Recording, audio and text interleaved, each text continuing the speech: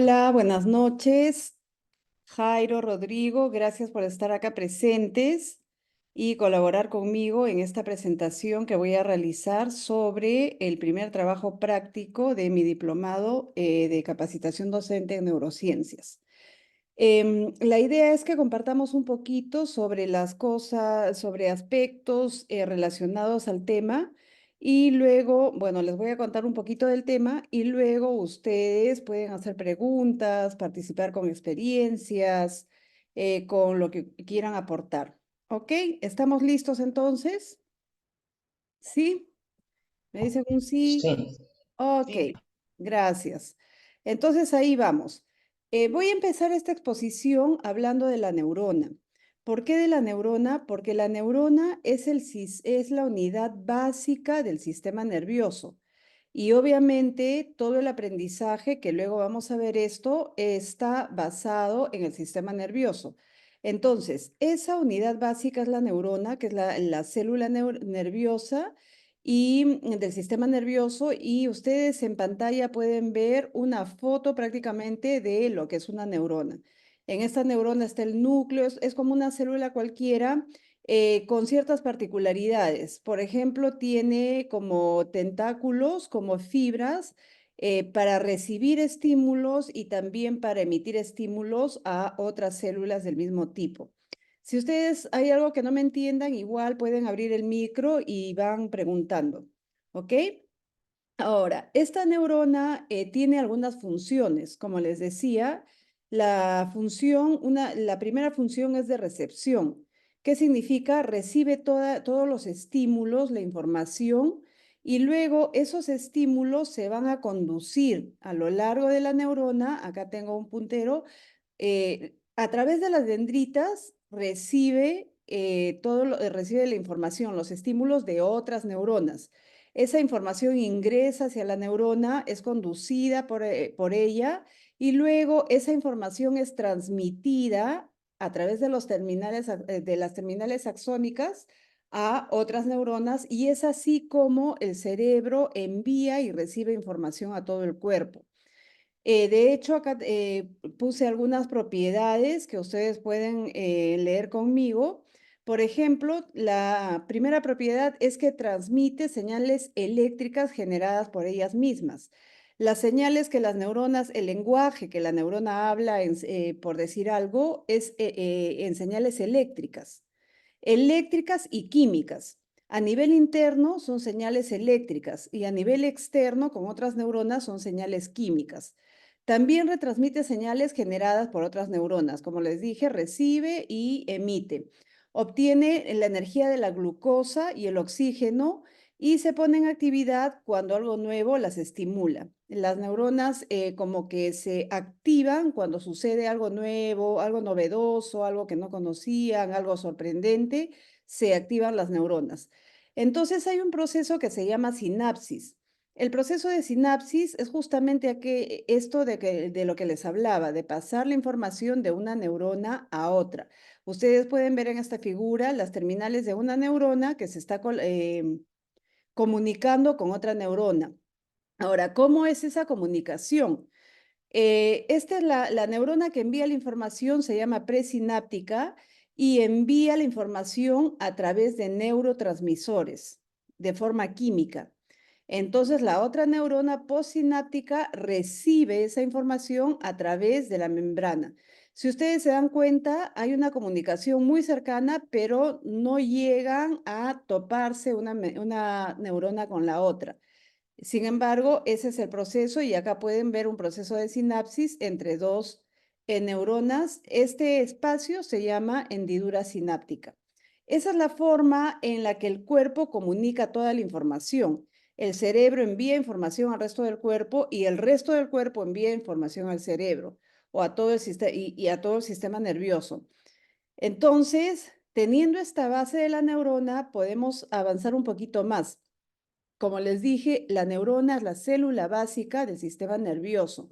Y ahora vamos a ver un poco del sistema nervioso. El sistema nervioso básicamente está formado de dos partes, el sistema nervioso central y el sistema nervioso periférico. El sistema nervioso central cuál es el sistema nervioso central. Déjenme avanzar acá. A ver, déjenme ver un momentito que se quedó acá. Listo. Vamos con el sistema nervioso central. Tiene dos partes. El encéfalo, que es básicamente esto que conocemos, donde está el cerebro, el cerebelo y el tronco encefálico, y la médula espinal. La parte del cerebro está protegida por el cráneo y la parte inferior de la médula espinal está protegida por la columna vertebral. Entonces acá pueden ver, por ejemplo, una foto del cerebro. El cerebro sabemos que tiene dos hemisferios cerebrales y tiene, también tiene lóbulos, ¿no? Tiene varias partes, la corteza prefrontal, frontal, parietal, occipital y temporal. Son prácticamente diferentes partes que conforman el cerebro. Ahora, ¿qué sucede en el cerebro? Se procesan millones de datos. Aquí se evalúa, se memoriza información, se da respuestas. Es prácticamente una computadora completa. ¿Ok? Hasta aquí estamos claros, estamos entendiendo la información, estamos comprendiendo todo lo que tiene que ver con el sistema nervioso, ¿verdad? Bien, les decía que hay dos partes, el sistema nervioso central y el otro es el sistema nervioso periférico. El sistema nervioso periférico, en conclusión, es todo aquello que está fuera del sistema nervioso central, o sea, todas las terminaciones que llegan al resto del cuerpo. Y acá tenemos todo el sistema, ustedes pueden ver en esta foto todas las ramificaciones nerviosas que hay a lo largo de todo el cuerpo. Bien, seguimos entonces. Acá hay una clasificación más que es el sistema nervioso autónomo, que en realidad tiene que ver con ambos sistemas de los que hemos hablado. Este sistema nervioso autónomo es básicamente el que se encarga de todo el funcionamiento automático del cuerpo. Controla las acciones involuntarias. Por ejemplo, se encarga del funcionamiento del corazón. Nosotros no le decimos al corazón que comience a funcionar o que deje de funcionar. O los pulmones, no le dices cuándo respirar y cuándo no, o recibir oxígeno no, sino simplemente estos órganos funcionan. ¿Y quién, gracias a quién es que funcionan? Al sistema nervioso, perdón, autónomo. ¿Ok? Entonces, teniendo en cuenta esto, como les decía, el sistema nervioso es la base de todo el proceso del aprendizaje. Acuérdense, la base del sistema nervioso es la neurona y la base del aprendizaje es el sistema nervioso. Entonces, básicamente, en concreto, ¿qué cosa es aprender? Es convertir información en conocimiento. Eso es en concreto. El mundo está lleno de información, pero no todo eso conocemos. ¿Cuándo te puedes decir que has aprendido? Cuando la información que has recibido la has convertido en conocimiento. Ahora, este proceso se basa en un principio que se llama la plasticidad neuronal. ¿Qué es la plasticidad neuronal? Es la capacidad que tiene nuestro sistema nervioso de cambiar constantemente. ¿Para qué? Para aprender nuevas habilidades, para guardar memorias, para responder a los retos del medio ambiente. Entonces, básicamente el aprendizaje es cuando alguien, un organismo, modifica su conducta para adaptarse a las condiciones del medio que lo rodea y esto responde a un cambio que sucede constantemente en el sistema nervioso. Ahí pueden ver un gráfico muy sencillo. Dice que es el aprendizaje, es cuando adquirimos conocimiento. Y la memoria es cuando almacenamos, codificamos, almacenamos y ese conocimiento. Estos dos procesos están muy relacionados. Lo que aprendes lo guardas en la memoria.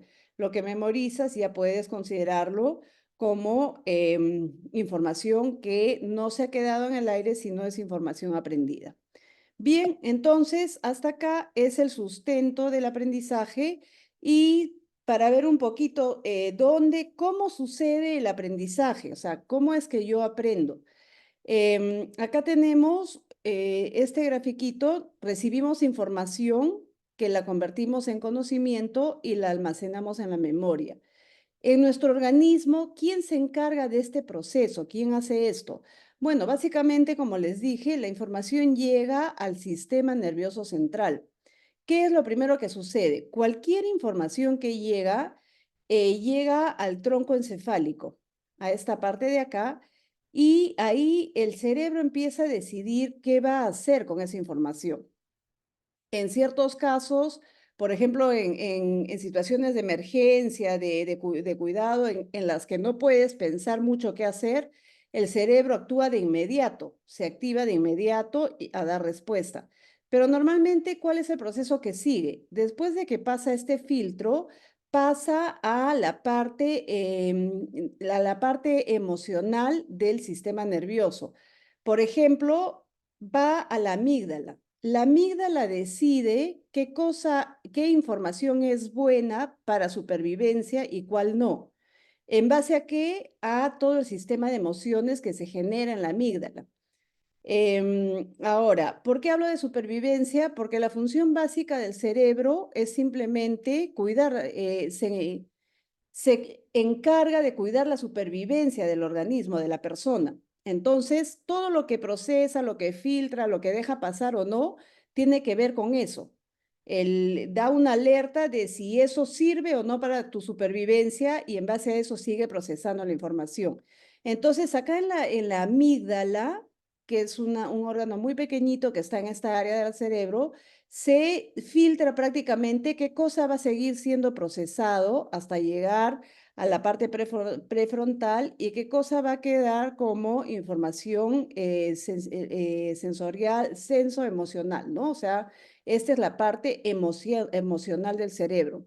También en el hipocampo, por ejemplo, se consolidan las memorias, sucede ese periodo de filtración.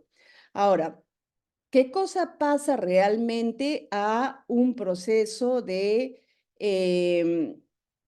podríamos decir, a un procesamiento cognitivo? ¿Qué cosa pasa a ser racional en nuestro cerebro? Todo aquello que la amígdala dejó pasar, que ve que es bueno para nuestra supervivencia, entonces la información pasa a la corteza prefrontal, que es esta parte de adelante del cerebro. Esa es la información racional. Esa es la información que tú dices que la sabes, que la has aprendido, que la puedes recordar, que la puedes enseñar. Esa información ya pasó todo este proceso para llegar hasta acá. Entonces nos damos cuenta que el cerebro no deja pasar cualquier cosa. De hecho, no toda información pasa porque sería muchísima información y colapsaría esto. Pone estos filtros. Ahora, ¿cómo se pasan estos filtros? Por ejemplo, yo le quiero enseñar algo a alguien y cómo paso estos filtros. Tengo algunas estrategias, ¿no? Por ejemplo, uso el cambio de voz, de volumen, de ritmo, uso colores, movimiento, cambio de tamaños, texturas, etcétera. Eso hace que el cerebro acepte los estímulos que están llegando. Entonces, en conclusión, el sistema activador reticular, que es esta base del cerebro, es el primer filtro, por acá ingresa la información. La amígdala determina qué cosa es buena emocionalmente, ¿no? Este es un área, el cerebro emocional determina qué cosa es bueno para la supervivencia y esto avanza. Y en la parte prefrontal se genera mucha dopamina. Por ejemplo, ustedes se han dado cuenta cuando uno disfruta mucho de algo, te gusta mucho una película, te gusta mucho un videojuego, etcétera, es porque tu cerebro está aceptándolo y está generando mucha dopamina. Es un neurotransmisor que te causa placer, que te hace sentir bien.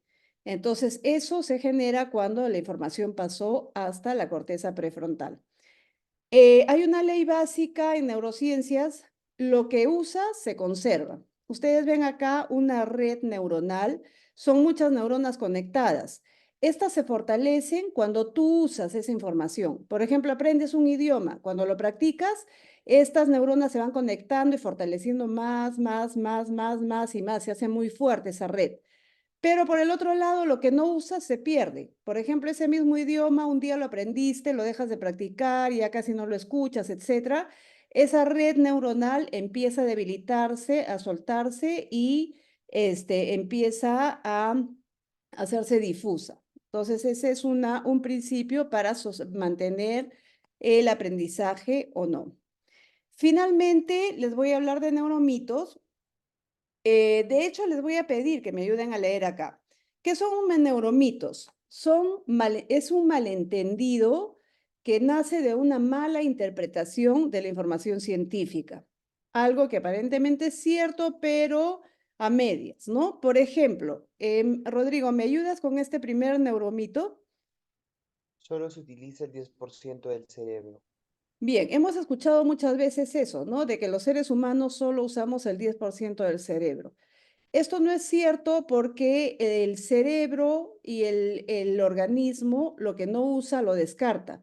Entonces, si utilizáramos solo el 10% del cerebro, tendríamos solo el 10% del cerebro. Tenemos todo lo que usamos. Rodrigo, ¿puedes leer el siguiente? Se usa más un hemisferio que el otro. Ok, muchas veces hemos dicho que hay personas que usan más el hemisferio derecho, otros el izquierdo. En realidad el cerebro trabaja a la par. Ambos hemisferios procesan información y siguen todo el procesamiento en el aprendizaje. Jairo, ¿me ayudas con el siguiente? El tamaño del cerebro determina la inteligencia. Bien, este es un mito que no es cierto porque en realidad lo que determina cuánto manejas una información o un aprendizaje es la cantidad de conexiones neuronales, cuántas neuronas se han conectado y cuán fortalecida está esa red. Jairo, ¿puedes seguir en el siguiente? El cerebro está inactivo en el sueño. Esto tampoco es cierto porque el cerebro trabaja 24/7. Mientras nosotros dormimos, el cerebro sigue en actividad. Rodrigo, seguimos con el otro neuromito. Las neuronas que no se usan se mueren. Ok, en realidad no, lo que pasa es que se debilitan las conexiones neuronales, pero no es que las neuronas se mueran. Uno más, por favor, Rodrigo. El cerebro de las personas mayores ya no aprende. Eso no es cierto porque el cerebro de todo ser humano sigue aprendiendo hasta el último de sus días porque las neuronas que siguen siendo estimuladas tienen capacidad de aprender. Obviamente, la edad infantil es mucho más sensible al aprendizaje, un cerebro infantil, pero las personas mayores también siguen aprendiendo. Jairo, ¿seguimos? La dominancia hemisférica determina cómo se aprende. Ok, por ejemplo, hemos escuchado que si tu cerebro derecho es dominante, entonces, o tu área visual es dominante, o tu área auditiva es dominante, entonces tu aprendizaje es visual o es auditivo. Y en realidad nosotros aprendemos con todos los sentidos. No, no es que solo si Rodrigo es visual, solo aprende con imágenes y si Jairo tiene otra dominancia, aprende de otra forma. No, todos tenemos el cerebro aprendiendo los procesos de aprendizaje funcionando con toda la capacidad del cerebro. Rodrigo, ¿me ayudas con el siguiente? Si los aprendizajes no ocurren durante periodos críticos, no pueden ocurrir nunca más.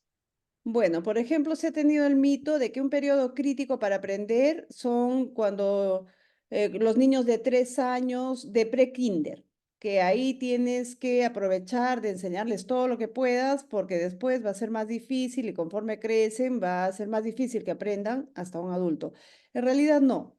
En realidad todos aprendemos y sí hay periodos de sensibilidad, como digo, la infancia, pero eso no significa que una persona adulta no aprenda igual. Jairo, acá tenemos uno más. Si puedes leerlo, por favor.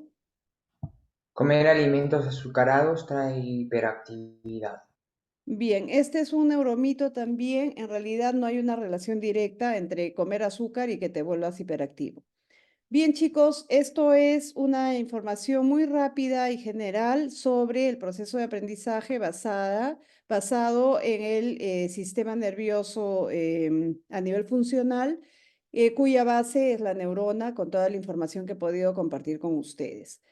Ahora, díganme qué les pareció, quieren opinar algo, tienen alguna experiencia que contar. ¿En qué han visto aplicado esto, por ejemplo? ¿Alguna vez han escuchado estos neuromitos o ustedes pensaban algo que hoy día cambiaron de pensamiento? ¿Quién quiere contarme algo?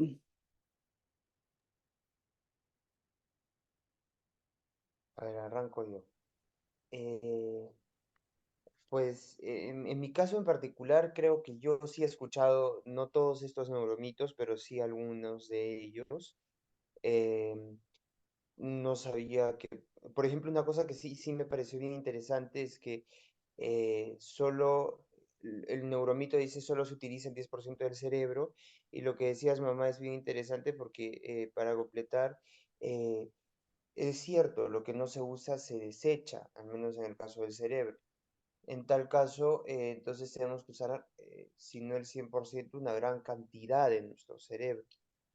Y me llama mucho la atención esa imagen, como para graficarla, de las neuronas que mostraste, de esa red neuronal de cosas que se usan y de la que no se usan. Porque como de manera gráfica he podido ver pues, lo que decías, ¿no? O sea, que a veces uno se procede a olvidar cosas que habías estudiado con tanto empeño, pero por falta de uso el cerebro como lo elimina, y la inmediata pregunta es como, ¿por qué, no? Así es, exacto. Sí, exactamente. Bueno, de hecho, gracias por compartir, porque lo que tú estás diciendo es como cosas que se escuchan mucho en el ambiente y pues las tomas por verdades, ¿no? Por reales, pero acabamos viendo que en realidad hay algo más de fondo. Jairo, ¿tú quieres compartir algo? Sí, me ponía a pensar cómo funciona el cerebro como órgano en sí, como órgano vital, siendo que las neuronas, que son sus células, las células neuronales, las neuronas, no tienen contacto, sino que o sea, no se chocan una con la otra, sino que su forma de comunicarse es a través de la sinapsis, que tiene un espacio intersináptico donde no hay un contacto real, y uno diría que esto es una especie de telepatía, pero en realidad es más normal de lo que podemos ver. Entonces, me ponía a pensar muchas veces, en todo caso, cuando alguien no aprende, si es que es por este tema, es no porque no pueda, porque todos podemos aprender. De hecho, es más, un neuromito que yo escuché mucho es: no aprende porque ya está viejo, ya está muy, muy mayor para la edad de aprendizaje. Y esto es falso, pero a lo que quería llegar es que esto nos muestra básicamente que primero este neuromito no aplica, y en segundo lugar me ponía a pensar que muchas veces la gente no aprende, a veces las personas no aprenden porque no quieren aprender simplemente, porque cada persona puede en todo caso estimular su cerebro, es decir, yo puedo estimular mi aprendizaje practicando lo que aprendo. Si yo practico 10 veces cuánto es 1 más 1, es probable que se me grabe. Pero si lo practico 100 veces, me voy a acordar de eso hasta que yo tenga 100 años o más. Entonces, yo creo que este tema de la sinapsis viene a ser más un tema de práctica, es como un motor que al inicio está frío, al inicio cuando uno enciende el carro está frío, pero luego con el pasar del combustible y la combustión de los pistones comienza a calentarse y comienza a funcionar más fluidamente. El metal comienza a dilatarse de algún otro modo y comienza a fluir de manera más correcta para el funcionamiento correcto de los caballos de potencia y etcétera. Es lo mismo con el cerebro. Eso quería comentar. Ok, Jairo, muchas gracias. Realmente bastante interesante también lo que dices. De hecho, como bien lo dices, Todos tenemos la posibilidad de aprender y no solo de eso, sino de reforzar los aprendizajes, ¿no? De practicar más, de hacer que nuestras conexiones neuronales se fortalezcan. Entonces, podemos ver que cualquiera sea la edad, cualquiera sea la condición, en realidad estamos en la posibilidad de hacer, de lograrlo, ¿no? Bien, chicos, de verdad, muchas gracias por su colaboración. Ha sido una gran experiencia compartir esta clase con ustedes y espero poder contar con ustedes en una siguiente oportunidad. Gracias, de verdad. Nos vemos en una siguiente oportunidad. Gracias a ti, mamá. Gracias a Gracias. todos. Adiós, gracias.